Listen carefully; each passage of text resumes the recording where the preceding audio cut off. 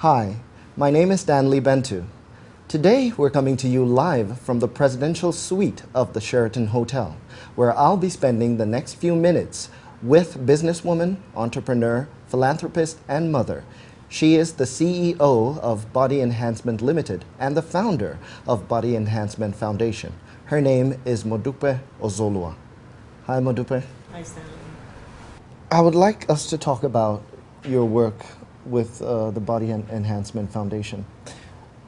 I think that it is probably one of those lesser known things about you, the work that you do outside of the glitzy stuff. But you have done quite a bit with that. Can you tell us a little bit about that? When Body Enhancement Limited, the cosmetic surgery business, was founded, that was in 2001. 2 years later, in 2003, I founded at that point it was called BEARS Foundation, and the acronym BEARS, B-A-R-S, spelled Body Enhancement Annual Reconstructive Surgery. His Emeritus Archbishop Desmond Tutu is our patron. We're very fortunate to have him. So we've been active for a long time. We didn't just start this. I think also when I went very quiet, that took us out of the limelight for a bit. And then we stay focusing on more activities in other parts of Africa. But now we're more active in Nigeria now. We do a lot of reconstructive, where the medical aspect is concerned, we do a lot of reconstructive surgery for underprivileged people, not just plastic surgery. Initially it was just plastic surgery, but we just changed the name to just cut it short to Body Enhancement Foundation because a lot of people disassociated the goodwill of the cosmetic surgery business from the charity. Body Enhancement Limited, when you come have your liposuction done, majority of your money goes to the charity for us to fix bodies of poor people that are deformed. So it's tied in. You worked a lot with the assistance of your doctors, on people who were burn victims who had suffered from kerosene burns. Yeah. Is there any story from there? Is there any one of the patients that really struck you, one that stayed with you? Not really. No, every story, for example, the kerosene victims, it was all very devastating. There are so many people, apart from the kerosene victims, I mean, there's so many things we do with those men, but there is someone, an incident that stayed with me. Because we also, in our programs, we have gynecologists working, doing VVF repairs, we're doing hernias, fibroids, we do everything. There was this one woman that we had done when we did a screening, a medical screening in Kwara State in Ilorin. She came, she had breast cancer, very advanced stage. And we had a file for all the patients that had good cases. So when we went to Kwara State for the medical mission, I remember telling my staff, oh, call that woman. So I remembered her, because she was quite young, maybe 40s. I said, call her, let her come for her surgery. And when they called, her daughter answered and was screaming. The mother had died a week before we arrived. And that hurt me. And I felt as though I had disappointed and not been there on time enough. Do you understand? But we can't be there on time for everybody. So that stayed with me. Everything else, I can tell. Must have really broken your heart. It's okay. Yeah. What is the most horrifying thing you've ever heard about yourself that wasn't true? Oh, God. Many years ago. Well, first of all, you really don't have any control over what they write about you. As long as an idiot has access to an ink and a printing press, they go free. They just go haywire. And in Nigeria, I've always had this love-hate relationship with the media. Because many years ago, when I started, I actually put a ban on the media from coming to my office in Lagos. And I printed that ban in all their newspapers. I paid, oh yes, I paid full page in this day, Vanguard, all of them. I paid and told them, don't come to my office. And I stated the reasons why, because something happened and I wasn't very happy with them. So it's always been, who the hell does she think she is? What happened then? There was a reporter in my office, and then he went and wrote that while he was there, he overheard my secretary making an appointment for the wife of a governor. And that to me is a breach of privacy. Nobody needs to know who my clients are. I don't even, when I see even my clients in public, if you don't say hello to me, I don't even say hello to you. I just walk past you as if I don't even know you. So I took great offense to that. I didn't like that because, again, you know, it was it was a very early stage, and people were still trying to get comfortable with that concept of, you know, and being secure that you come to, you know, when they come to me, it's all confidential. So that was not a good move on the media part. But anyway, what I don't buy all these soft sell magazines. I don't buy it. If I see it somewhere, I will sit and look through it just to make sure my name is not there. Then I'll be like, oh, poor people, who did they pick on this time? I don't buy any of those at all. There was this one print media that had the nerve to put, the reporter actually did have an interview with me. He waited 6 hours to have an interview granted because I was busy with the victims of the contaminated kerosene explosions. This was in 2004. After 6 hours of waiting for me to be finished with these victims, documenting them and things like that, I granted an interview, spoke about the foundation. At that time, it was called Beers Foundation. And he asked a few personal questions, my favorite food, and of course, the program was in Edo State, which is my home state. You know, just a few questions, and that was it. And when the publication came out, it was very bad timing. My father was very sick. He was in the hospital. So I was with my father. My father was dying. So I was a daddy's girl, and I was highly traumatized. So I'm sleeping next to him in the hospital, totally worked up. And the next thing, my phone was ringing. People were calling me from all over the country. Modupe, how could you grant such an interview? I'm like, what are you talking about? On the cover of the publication, front page cover, they had lifted this one picture of me somewhere talking. I don't know where. And they said, Modupe Ozolua, quoting me, that I love to have sex with Nigerian men, something, something. I couldn't believe it. So I called the publisher. I asked them, what did you print? And he asked me, didn't you give an interview? I said, yes, I granted an interview, but I never said that. I'm like, where do you think I'm from the gutter? Is it because I don't tell people who, you know, my family, who I'm related to, do I have to do all that name dropping? I'm building my own brand, my own reputation on my own credit. I don't need to tell you who people that I know and who they're related to me. I'm like, do you understand everything you write affects my family? Didn't you give an interview? I'm like, yeah, but, so this is the conversation going on, right? So I'm like, what do you mean? Your reporter told you I said this? Didn't you give an interview? I'm like, wait a minute. Let me get this right. Simply because I granted an interview, that has now given you the leverage to print anything you want about me. Didn't you give an interview? I said, it's okay, and I hung up. I called a couple of mutual friends who know the publisher, and I said, you know what? I'm going to deal with this guy. I'm going to own him and own his family by the time I've done. And they're like, oh, we support you. I said, I didn't ask for support. I'm just letting you know. So nobody should come and tell me, Modupe, why didn't you? I'm like, I'm just letting you know. And that was the beginning of a lawsuit. You cannot understand what they printed.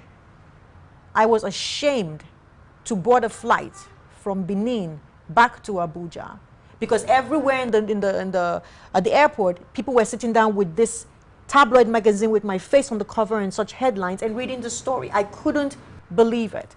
I came home, everybody was calling me everybody I knew from the villa down. Modupe, I'm like, listen, they're like, of course you can't say all this. I said, of course not. We didn't even have, you don't understand, Stanley. It was horrible. I took him to court. Then he started bragging that, he was going to make sure they run. Oh, Modupe Ozolua feels she's too much. She has money. We're going to run her back to America. It was a showdown between their lawyers and my lawyer. At that point, my lawyer was Chief of Babalola. So it was deliberate, because when Chief of Babalola wrote the publication to do a retraction, they printed my lawyer's letter and saying that they're going to deal with me and they're going to have me packing back to America with my money. So they did that deliberately for sales. And every time it was on the cover of their magazine. They figured we have to make sales. We're not printing, we're not selling. Put Modupe on the cover, of course it will sell. Even better. It's a battle. So how did it all turn out? Oh, the publisher was on his knees at the end of the day. They were so broke, they couldn't even afford to pay my 4 million naira legal fees. I had to pay the 4 million naira. They did a publication apology, but damage was already done. I was already pissed off. They didn't have anything for me to possess. They couldn't, all they were doing was kneeling down, did some miserable apologies in some newspapers and whatnot. And that was not funny, because many years later, the reason why I've not forgotten that incident is many years later, someone did a Google of my name and found out that a book on ethics, I don't know who printed this book, had quoted me, cited me as an example, and quoted me from that publication that Modupe Ozolua, who is supposed to be a role model to young women and whatnot in Nigeria, said so thing in so magazine. And I could not, I'm like, okay, you see, people will only see the bad part of it. They never saw the apology, and it was all in the press that there was a lawsuit. No other publication had the nerve to touch that story because they knew it was a lie, and they knew it was a showdown. Do you understand? Because usually when the soft sell start to the story, everybody else will pick it up. Everybody stayed clear away from it because they knew that, oh, this was WWF. That I will never forget. So, but that taught me something.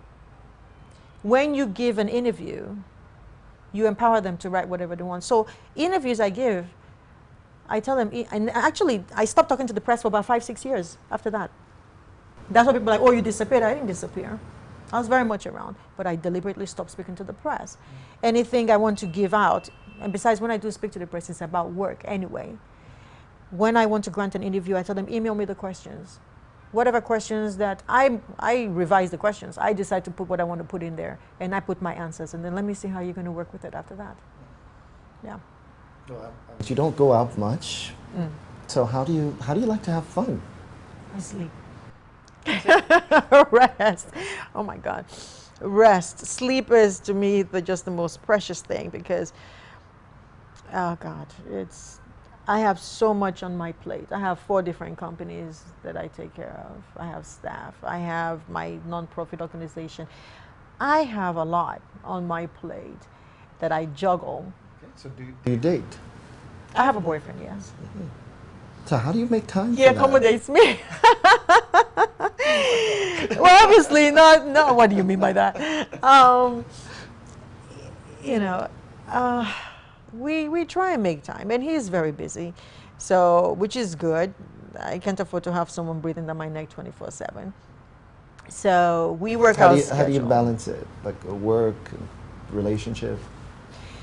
Number one, because I'm very strong-willed, but I do understand a woman has her own role, and so does a man.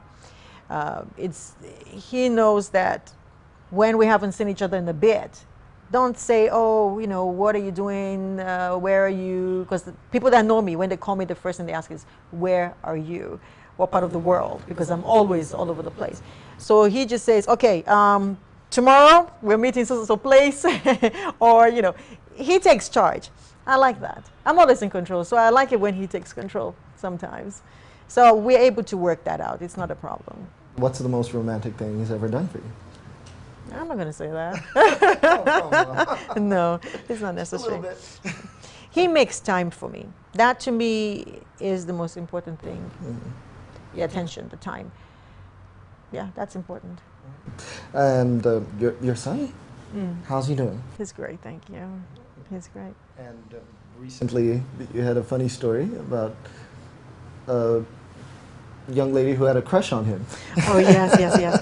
My son is 19. He turned 19 in December, and we were together over the holidays in London. So we went to this gym, and there's this Asian lady. I could tell she had a crush. She liked him. She had a crush on him. So, because she kept looking at him throughout the whole aerobics class. And the next day I went back to the gym, and then she asked me, oh, hi, you didn't come with your boyfriend today? I was like, no, he's not my boyfriend, he's my son. Because he's taller than I am, and I can understand why she would think that he's my boyfriend, because we look so much alike anyway. People usually think we're siblings, but I think he makes me look young. So she liked him. It sounds like fun. It is fun, I thank God. All right, well, I guess I would love to ask where, you would see yourself in the next few years. What would you like to be doing? doing what I'm already doing and What more. do we expect from Modupe Ozolua in the next few years? Only better things. Maybe running for president. No, I'm not interested in politics. Not at all. I have the least interest in it. That's the irony of all this. Even when we did the program in my state, people thought I was giving things out because I wanted something in return. You shouldn't help people just because you want something. I didn't want anything.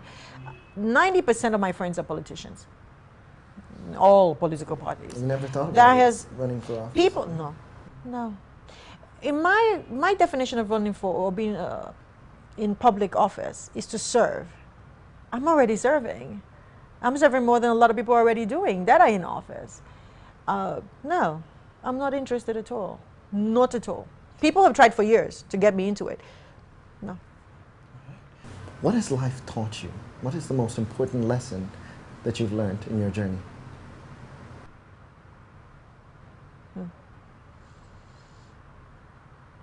Whatever you do in life, make sure that your conscience is clear. It's very important, to me anyway, that whatever decision I make, I should be able to sleep peacefully and not doubt my own decisions. It's been a guiding factor. And we hope that continues to guide you. You've been an amazing guest. Thank you so Thank you for much having me. for taking the time to come here and talk to me. Thank you. Well, it has been the most amazing of times I've spent with Modupe Ozolua. She's been candid about her amazing journey through life. Where she will turn up next, your guess is as good as mine. But I have a distinct feeling that we'll be hearing so much more from this amazing woman. Till we see again next time, or until the next edition of the show, my name is Stanley Bentu. Take care. Bye-bye.